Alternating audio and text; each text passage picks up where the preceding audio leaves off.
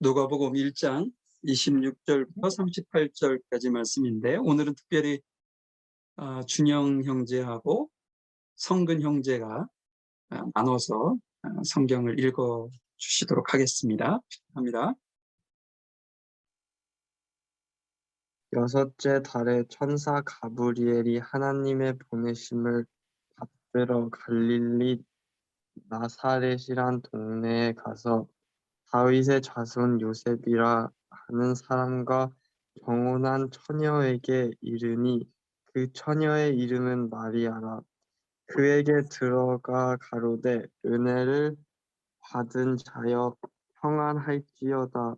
주께서 너와 함께 하시도다 하니, 처녀가 그 말을 듣고 놀라 이런 인사가 어찌함인고 생각하매, 천사가 일러 가로되, 마리아여, 무서워 말라.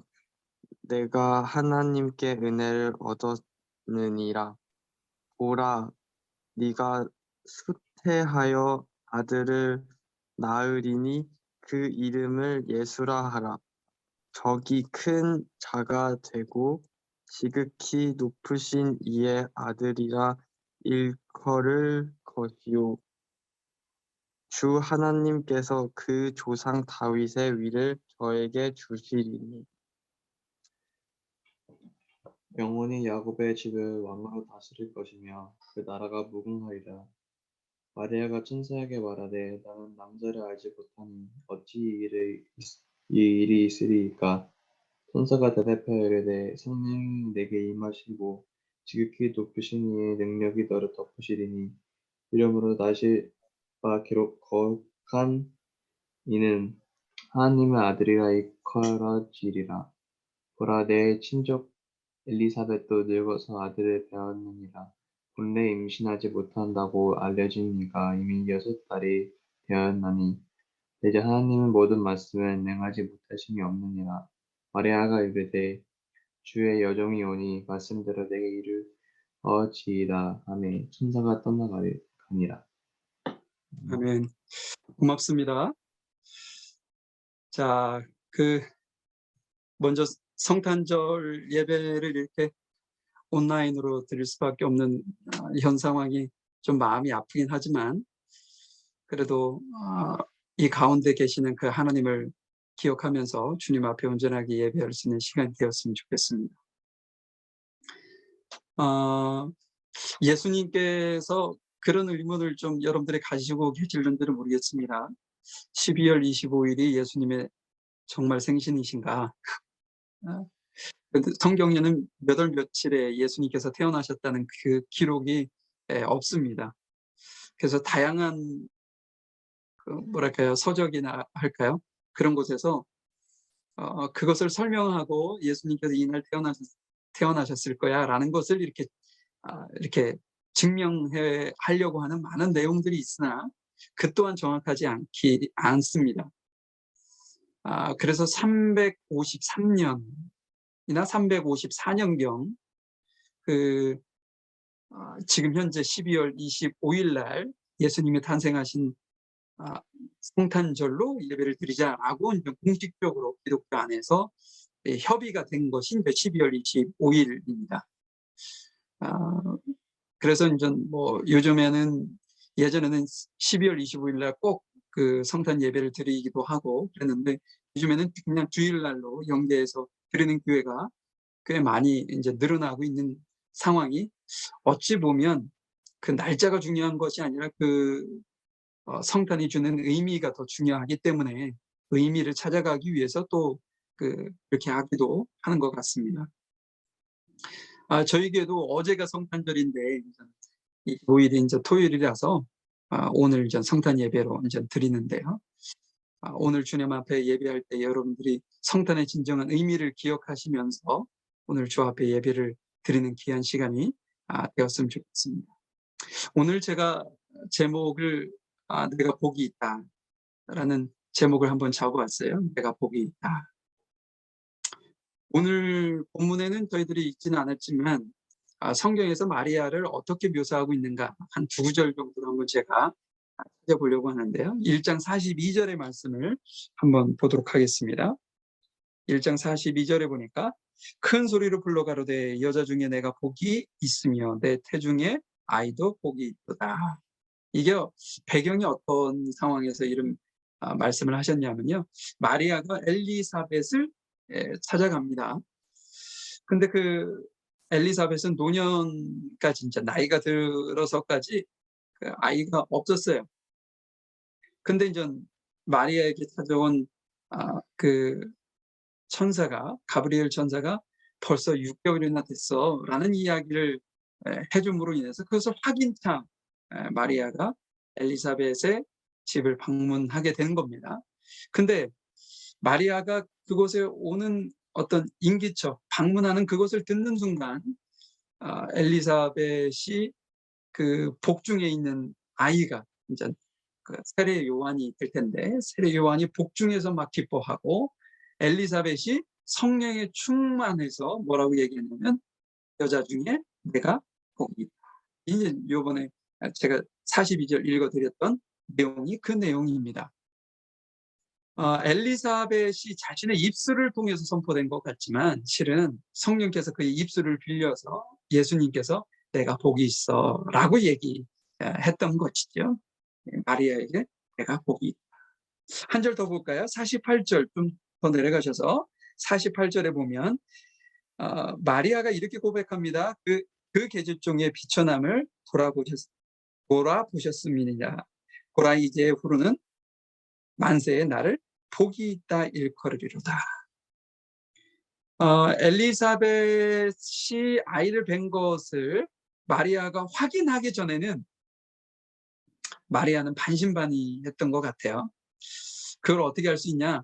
그 이야기를 듣자마자 그곳에 제일 먼저 찾아가서 확인하려고 했었던 것을 보아 가브리엘이 나한테 얘기해 준 것이 정말 맞나? 라고 생각을 했었는지도 모르겠습니다. 그런데 두 눈으로 그 확인하고 난 이후 마리아에게 의심은 사라지고 도리어 더 강력한 어떤 믿음이 생겼던 거죠. 그래서 그가 고백한 것이 모든 세대가 나를 복이 있다 할 것이다. 인류가 나를 복이 있다 할 것이다. 잊혀지는 존재가 아니라 영원히 예수님이 이 땅에 다시 오시는 그 순간까지 기억되어지며 모든 이들이 마리아여 내가 복이 있다 라는 어떤 확신이 생겼다는 것이죠. 첫 번째는 외부의 증언이 있었고 두 번째는 내적으로 자신 스스로가 확신을 갖게 되는 동기가 되었습니다. 왜 마리아가 그러면 복받은 사람인가 하는 이야기를 오늘 좀 제가 말씀의 본문을 통해서 확인을 하고 그러면 우리는 복받은 사람인가 라는 이야기를 이제 잠깐 연결지어서 말씀을 나눠보려고 합니다. 한번 좀 확인해 보도록 하죠. 26절, 27절 오늘 본문의 말씀입니다. 26절, 27절에 보면 처음에 여섯째 딸이라는 표현이 나오고 있어요. 여섯째 딸. 그러니까 가브리엘이 이제 마리아에게 찾아오기 6달 전에 뭔 일이 있었는데 앞에서 제가 잠깐 언급한 것처럼 엘리사벳의 남편이 사가랴입니다. 그 사가랴를 가브리엘 천사가 찾아갔었거든요. 찾아가서 무엇을 했느냐? 그 성경에는 이 엘리사벳의 그 남편 사가랴와 그들은 이로운 사람이고 그 악이었고 그다음에 그가 하나님의 말씀을 잘 지켜서 흠이 없는 사람이다 라는 표현을 하고 있어요. 그런데 아쉽게도 그렇게 정말 우리가 봤을 때 이상적이고 훌륭한 그 가정에도 해결되지 않는 문제라고 할까요? 아픔, 그것이 있다는 거예요. 어떻게 보면 아이러니하기도 하지만 어떻게 보면 또 이것이 하나님의 섭리이기도 합니다. 어떤 문제가 있었느냐 그 가정에 나이가 들도록 자녀가 없었다는 거예요. 자녀. 더 이상 어떤 자녀에 대한 소망이라고 할까요? 우리 가정에 하나님께서 자녀를 주실 거야 라는 어떤 소망을 포기할 그 시점. 그때 하나님께서 가브리엘을 보내셔서 엘리사벳에게 아들이 있을 거라고 그 사가랴에게 말씀을 해. 그로부터 6개월이라는 거예요. 그로부터 6개월이 지난 어느 날 가브리엘이 이번에는 마리아를 찾아옵니다. 자, 28절 한번 말씀 볼까요? 그에게 들어가 가로되 은혜를 받은 자여 평안할지어다 주께서 너와 함께 하시도다. 지금까지 제가 읽지는 않았던 두 구절을 통해서 마리아가 복받은 사람이다. 하나님께서 복이 있다라고 하셨는데 복이 있다 하신 그 이유가 뭐냐라는 첫 번째 이유를 여기서 말씀하고 있는 것입니다. 뭐냐면 주께서 너와 함께 하신다는 것. 마리아에게 하나님께서 함께 하신다는 그 자체가 너무나도 큰 축복이고 복이라는 것이죠. 그녀가 사는 곳은 아주 시골 중에 시골이었어요. 자세하게 설명하지 않으면 어디에 붙어 있는 동네인지도 알 수 없는 아주 시골이었던 거죠. 성경에서는 그 지명을 알 수 없기 때문에 그 앞에 무엇이라고 했냐면 갈릴리 나사렛이라고.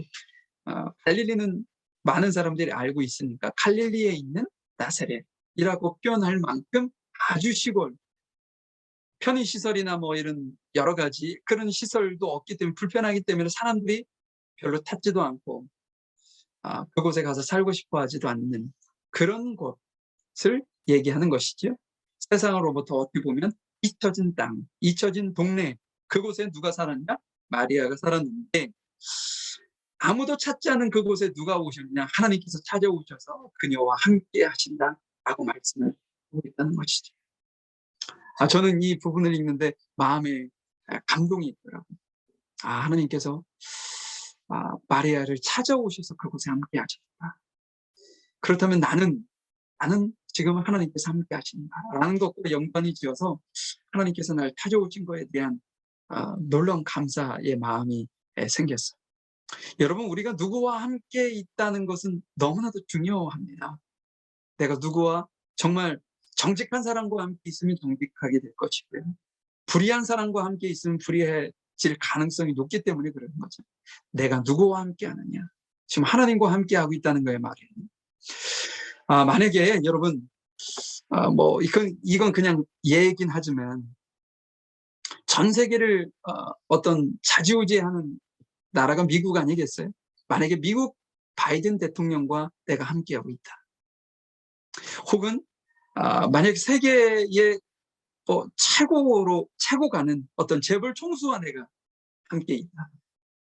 혹은 요즘에 전 세계의 어떤 K-팝을 널리 알리는데 아주 1등 공신이 BTS인데 만약에 BTS와 내가 함께하고 있다. 여러 가지 내가 정말 좋아하고 존경하고 함께하고 싶은 사람이 현재 나와 함께 하고 있다. 그것이 사랑하는 가족일 수도 있고요. 내가 그와 함께 누구와 함께 하고 있느냐가 너무나도 중요한데 함께 있다는 것만으로도 만약에 제가 지금 대통령, 재벌 총수, BTS 이런 예를 그냥 간단하게 들었지만 그들과 함께 하고 있다는 것만으로도 왠지 힘이 되고 내 마음이 평안이 있고 축복이 있고 영광스러운 그런 마음이 있는 것처럼 지금 하나님께서 나와 함께 하신다는 것은 제가 지금 예를 든 이거하고는 비교할 수 없을 만큼 놀라운 축복이고 우리에게는 큰 위로가 되고 힘이 되고 영광스러운 모습이 될 수 있다는 것이죠. 예수님께서 마리아에게 내가 복이 있어 라고 했던 이유가 내가 너와 함께하고 있기 때문이야 라고 지금 말씀을 하고 있는 것입니다. 여러분들 잘 아시는 그 요셉을 여러분들 아실 거예요. 요셉은 꿈을 꾸는 사람이었어요. 근데 그 꿈 때문에 형들에게 미움을 참 많이 받았죠. 도리어 어떤 형들에게 죽임의 어떤 위협까지도 받고 심지어는 여러분들 다 아시는 것처럼 노예로 팔려가기까지 합니다. 인간으로서는 할 수 없는 어떤 행동을 형들이 함으로 인해서 그 요셉은 그 당시에 얼마나 힘들고 어렵고 슬프고 마음이 아팠겠어요. 사랑하는 가족으로부터 버림을 받았으니 말이죠. 누가 봐도 어떤 요셉의 모습은 형편없는 현재의 삶이 아니었을까 싶습니다. 그런데 성경은 요셉을 뭐라고 얘기하냐면 그의 삶이 형통한 자다라는 표현을 써요. 형통한 자. 뭐 굳이 따지자면 뭐가 그를 형통케 하겠어요. 모든 것이 힘들고 어렵고 고난과 어려움, 힘든 고통이 있었을 텐데 하나님께서 보시는 그 관점은 그 요셉은 형통한, 그의 삶은 형통하다라는 어떤 생각을 가지셨다는 거죠, 주님께서. 왜 그러면 그가 형통한 삶이었느냐? 성경에서는 그가 하나님과 함께했다라는 표현을 쓰고 있습니다. 하나님께서 그와 함께 하신다라는 것이 어떻게 보면 지금 현재의 나의 어려운 상황을 어렵지 않은 상황으로 확 바꿔놓지는 않습니다. 그러나 그와 함께 한다는 그 자체가 내 삶을 형통하게 할 것이고 나의 힘이 되고 나를 이끌어간다는 그런 놀라운 은혜와 축복이 있는 것이죠. 여러분, 야곱도 여러분 아시죠? 야곱이 형 에서로부터 어떤 장자권을 뺏었다고 해야 될까요? 속임으로 인해서 자기가 축복을 받죠. 이삭은 그에게 형 에서인 줄 알고 말할 수 없는 것으로 그를 축복합니다. 근데 여러분, 야곱의 인생을 보세요. 축복받은 사람의 어떤 보여지는 모습인가요? 야곱은 한없 정말 어떻게 표현할 수 없을 만큼 고통 속에 있었습니다. 그 형이 죽이려고 할 때 어머니가 예삼촌이 있는 그 라반 하란 땅으로 도망가게 하죠. 그는 단숨에 막 밤이었지만 그것도 아랑곳하지 않고 진짜 쏜살같이 도망가서 베델이라는 곳에서 그 돌을 베게 하고 이렇게 잠깐 잘 때 하나님께서 그를 바라보시는 모습을 야곱이 봐요. 그때 야곱이 느끼죠. 하나님이 이곳에 계셨구나. 그가 하나님은 이스라엘 땅에만 있을 거라는 생각을, 가나안 땅에만 있을 거라는 생각을 가졌을지도 모르겠어요. 그런데 그때 깨우침이 뭐냐? 이곳에도 하나님 계시는구나. 내가 어느 곳을 가든지 하나님께서 나와 함께 하시겠구나. 그래서 그가 거기서 큰 깨달음을 얻고 라반의 집에 가서 그 긴 시간 동안 착취를 당하고 고통 속에 있지만 하나님을 잊지 아니하고 버리지 아니하고 하나님을 까지 의지하고 주님과 동행하는 복된 삶을 살게 됩니다. 결국 그가 돌아와 이스라엘 민족을 이루는 놀라운 은혜와 축복을 받잖아요. 이것이 우리에게 무엇을 의미하는 건가요? 우리가 생각하는 축복하면은 경제적 자유, 또 아니면 사회적 지위, 여러 가지를 생각할 수 있는데 하나님께서 보시는 그 복은 그게 아니고 내가 너와 함께하고 있음이 내게 복이야. 그 지금 우리에게 말씀하고 있는 것이죠. 성탄의 의미가 그런 의미 아닌가? 예수님께서 이 땅에 오셨습니다. 무엇으로 오셨느냐? 이사야서에 보니까 예수님을 임마누엘이라는 표현을 쓰고 있어요. 임마누엘. 임마누엘이라는 뜻이 여러분들 아시겠지만 하나님이 우리와 함께 하신다라는 뜻 아닙니까? 성탄의 진정한 의미, 예수님께서 이 땅에 오셔서 우리와 함께 하실 것에 대한 약속이기 때문에 지금 어떻게 보면 마리아에게 가장 먼저 그 어떤 축복이 임했던 것이죠. 하나님께서 여러분들과 늘 함께 하신다는 사실을 여러분들 믿고 계시나요? 여러분들이 믿고 계신다면 여러분들은 분명 복받은 삶입니다. 하나님께서 여러분들의 삶을 형통하게 하실 것이고 지금 막힌 것을 뚫어주실 것입니다. 분명히 하나님께서 그 일을 하실 거예요. 어떻게? 우리와 함께 하심으로 말이죠. 자, 한 번 더 볼까요? 29절 보겠습니다. 29절부터 30절, 31절. 처녀가 그 말을 듣고 놀라 이런 인사를 어찌인가 생각하며 천사가 일러 가로되 마리아여 무서워 말라. 내가 하나님께 은혜를 얻었느니라. 보라 내가 수티의 아들을 낳으리니 그 이름을 예수라. 여기에 또 두 번째 그가 복받은 그 어떤 증거라고 할까요? 그것을 또 얘기하고 있어요. 그게 뭐냐? 내가 하나님께 은혜를 입었다는 것. 그녀가 하나님께 은혜를 입었는데 그 은혜를 입은 것이 무엇이냐? 오늘 보니까 인류를 구원하실 예수님을 그가 그의 몸을 통해서 낳을 것이다 하는 어떤 축복의 메시지였습니다. 마리아는 하나님의 나라의 왕이신 예수님, 또 하나님의 아들이신 예수님이 이 땅 가운데 성육신 하시는 그 통로의 역할을 마리아가 감당했어요. 이 엄청난 구원의 사건에 참여할 수 있었던 그것은 마리아에게 어떤 특별한 자격이 있어서가 아닙니다. 여기서 은혜를 입은 자, 이게 에베소서 1장 6절에도 한번 사용되어지는데요. 두 번 딱 사용되어지는 단어인데 이게 그쪽에서는 어떻게 사용하고 있느냐? 거저 주시는 복, 이렇게 표현을 하고 있어요. 이게 뭐냐? 하나님께서 마리아에게 어떤 자격 요건이 주고 평상시의 삶을 정말 정결하고 깨끗하게 살고 이래서 하나님께서 이런 축복의 통로로 사용하신 것이 아니라는 거죠. 전적으로 하나님의 은혜, 거저 주시는 은혜로 하나님의 섭리 가운데 그가 그런 어떤 사명을 감당할 수 있는 그런 사람이 되었다는 것이죠. 그런데 여러분 여기서 잠깐 또만 한번 생각해 보실래요? 여러분들이 정말 마리아라면 이것이 은혜로 받아들여질까요? 은혜긴 은혜인데 은혜치고는 너무 가혹한 은혜가 아닌가라는 생각을 저는 해보게 되었어요. 가혹한 은혜. 왜냐하면 지금 마리아는요 요셉과 약혼한 사이였거든요. 약혼한 사이. 그러니까 지금 준영이와 우리 성근이가 잘 설교를 듣고 있는지는 모르겠는데 제가 질문을 하나 해보려고 그래요. 두 친구에게. 근데 질문하기 전에 제가 잠깐 하나를 설명을 하고 그 설명을 잘 이해했는지 한번 제가 질문을 해볼 텐데요.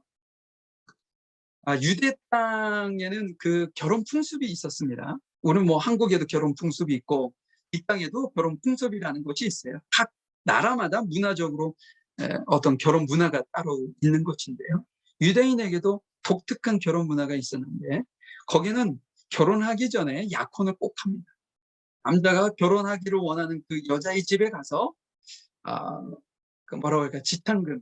우리 나라에도 옛날에요 그 어른들의 어떤 문화에는 그런 것이 있었다고 하는데 그 비슷한.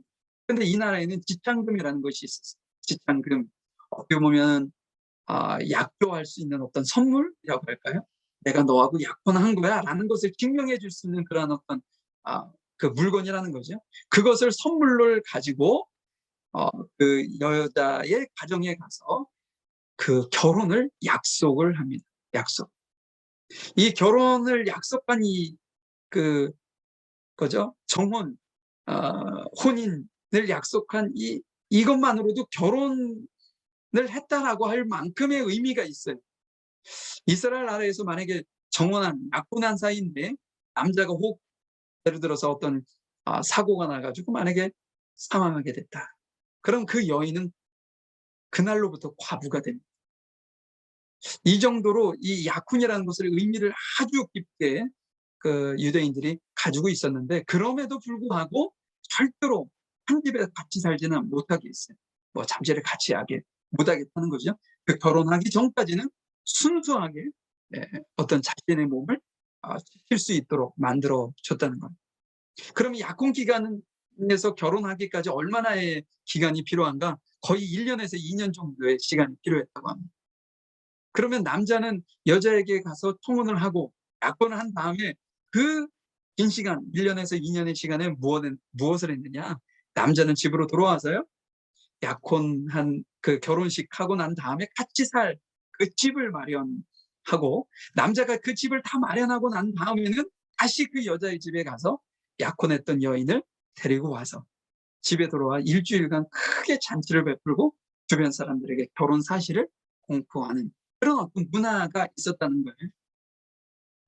준영이하고 성근이가 잘 들었는지 모르겠습니다. 한번 질문해 보죠. 먼저 준영이한테 한번 질문해 볼까요? 마리아에게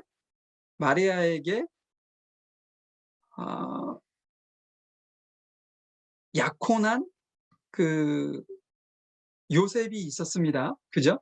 그 요셉이 있었는데 지금 마리아가 집에서 기다리고 있어요. 그러면 집에서 마리아가 왜 기다리고 있는 걸까요?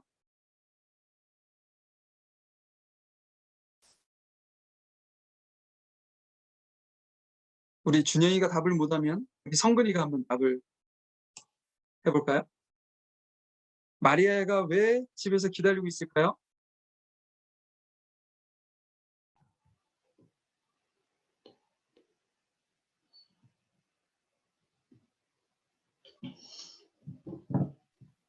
잘 모르겠어요? 네. 잘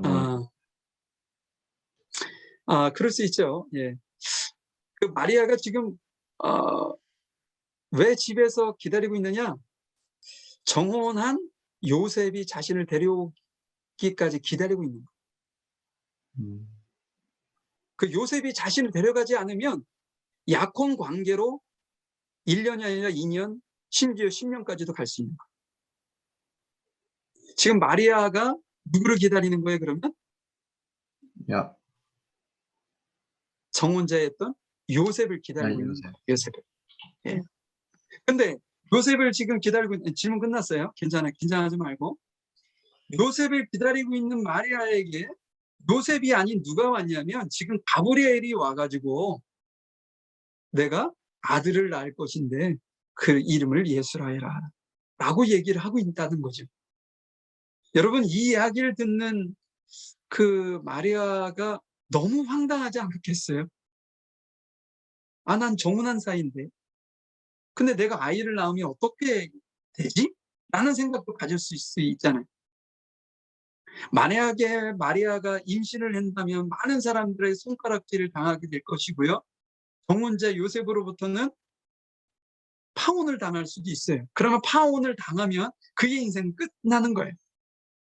그러한 막중한 상황인데 가브리엘이 와가지고 뜻밖의 그 이야기를 했을 때 마리아는 너무나도 황당했을 것이고 그 은혜라고는 하지만 너무나도 가혹한 은혜가 아니었을까라는 생각을 제가 갖게 된 거죠. 그녀는 의문을 갖습니다. 첫 번째 가졌던 의문이 뭐냐? 어떻게 처녀가 아이를 낳을 수 있느냐라는 거예요. 그리고 나는 정혼한 사이인데 요셉에게 이 상황을 어떻게 설명해서 그를 이해를 시킬 것이냐라는 어떤 생각을 그가 가질 수 있습니다. 그런 어떤 암담한 상황에 처한 그 마리아에게 가브리엘이 이렇게 얘기하죠. 35절의 말씀을 한번 보죠. 천사가 대답하여 가로되 성령이 내게 임하시고 지극히 높으신 이의 능력이 너를 덮으리니 이러므로 나실 바 거룩한 자는 하나님의 아들이라 일컬으리라.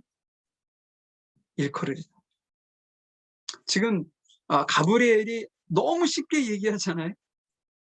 마리아는 온통 여러 가지 복잡한 생각으로 잡혀 있을 텐데 가브리엘이 간단하게 얘기를 한다면 뭐냐면 너는 걱정하지 마. 너가 할 거 아무것도 없어.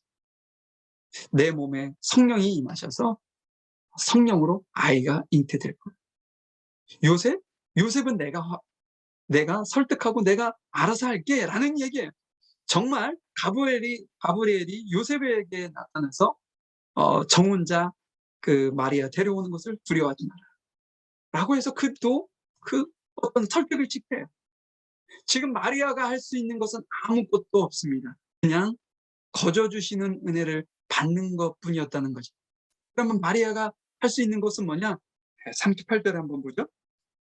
마리아가 그러되 주의 계집 종이오니 말씀대로 내게 이루어지리이다. 마리아가 할 수 있는 것은 뭐냐면요. 말씀대로 내게 이루어지기를 믿고 순종하는 것뿐이었어요.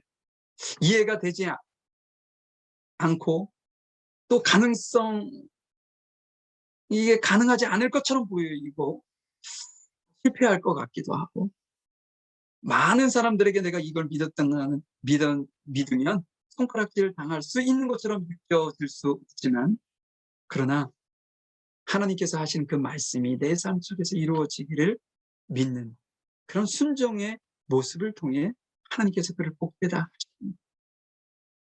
오늘 말씀을 좀 맞춰보렴.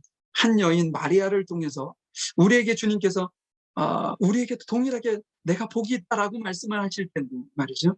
그러면 내가 어떤 자세를 해야 되느냐라는 거죠. 마리아는 그가 복되다 하셨던 것은 하나님이 그녀와 함께 하셨다는 것과, 또한 가혹하지만 어떤 자신을 축복의 통로로 사용하시려고 했던 그 하나님의 그 모습이라고 할까요? 그 말씀에 어떤 믿어지기 어려운 사실이지만 믿고 순종했던 그 모습을 보고 하나님께서 복되다 말씀하셨다는 거예요. 자, 그러면 성탄을 기념하여 예배하는 우리 또한 하나님께서 너에게 복되다 말씀하고 계시는데, 무엇이 우리에게 도대체 복된 것이냐? 첫 번째가 동일하게 마리아에게 임했던 것처럼 임마누엘 하나님께서 우리와 함께 하신다는 약속이기 때문에 그렇습니다. 오늘 하나님께서 우리에게 약속하고 계시는 거예요. 내가 너희와 함께 할 거예요. 여러분, 다른 것 그 어떤 것과도 비교할 수 없을 만큼 그것이 복된 것이죠. 두 번째는 뭐냐? 내가 말이야 몇 년 전에 어땠어? 이게 아니라 내가 마리아가 되는 거예요. 내가 말이에요. 세상에 어떤 성육신 하도록 그의 몸을 하나님께서 사용하시도록 그를 헌신하여 드렸던 거지. 21세기를 살아가고 있는 우리가 하나님의 다시 한 번의 성육신은 아니지만 이 땅 가운데 하나님의 영광을 드러나고 죽어가는 영혼들이 주님 앞에 들어오도록 만드는 그 가교의 역할, 축복의 통로의 역할이 내가 되도록 하나님 앞에 우리 자신을 헌신하여 드려지는 삶을 살기를 주님께서 이 시간 우리에게 요구하고 바라신다는 것이죠. 여러분, 이렇게 살기 위해서는 내 욕심을 내려놔야 합니다. 내가 하고 싶은 것을 조금 참고 내려놔야 해요. 누군가에게 내가 대접받고 누군가에게 인정받고자 하는 마음 또한 좀 내려놓아야 합니다. 내가 먼저 누군가에게 사랑을 공급하고 그가 어떤 반응이 없을지라도 나는 그냥 전적으로 예수님께서 우리에게 그 마리아에게 주셨던 일방적인 은혜를 입힌 것처럼, 우리에게 하나님께서 일방적으로 사랑해 주신 것처럼 우리 또한 대가를 바라지 아니하고 그 누군가에게 사랑을 공급하고 베푸는 그런 마리아와 같은 축복의 통로의 역할을 21세기를 살아가고 있는 우리에게 하나님께서 요구하고 계시는 것입니다. 그것이 가정일 수도 있고요. 여러분들이 일하고는 일터일 수도 있고요. 심지어 우리의 교회 공동체 안에서 하나님께서 그 축복의 통로의 역할을 하기를 이 시간 우리에게 성탄절을 기해서 우리에게 요구하고 계시고 우리에게 깨닫기를 주님께서 원하신다는 것입니다. 여러분, 다시 한번 생각해 볼까요? 성탄절의 진정한 의미는 임마누엘 하시겠다는 하나님의 약속입니다.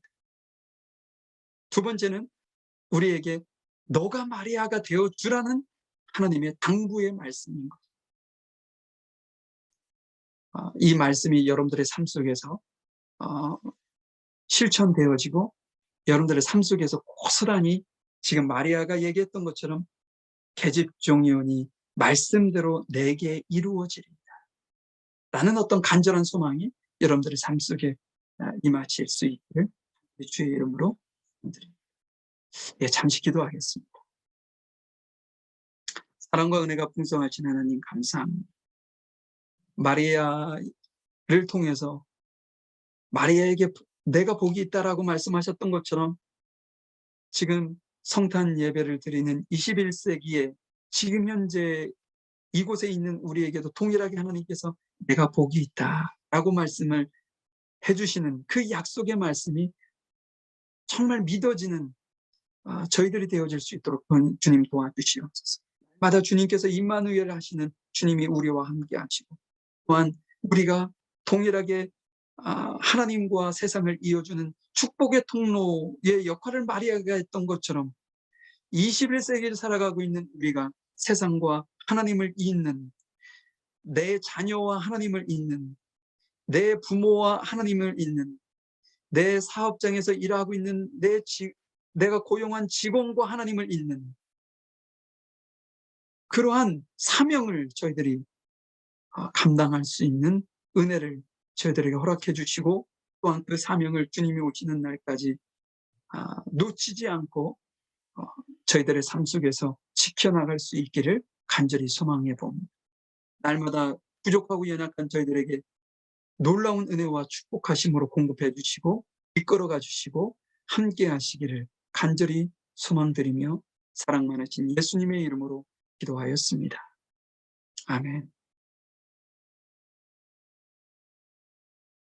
지금은 우리 주 예수 그리스도의 크신 은혜와 아버지 하나님의 무한하신 사랑하심과 성령님의 인도하시고 내주하시고 교통하시니 성탄의 진정한 의미를 저희들이 잊지 아니하고 주님께서 저희들에게 허락해 주신 놀라운 축복의 삶을 살아가기를 원하는 귀한 성도들 머리 위에와 이들의 사업장, 또 가정, 또 학업 위에 지금부터 영원히 함께 하시기를 간절히 축원하옵나이다.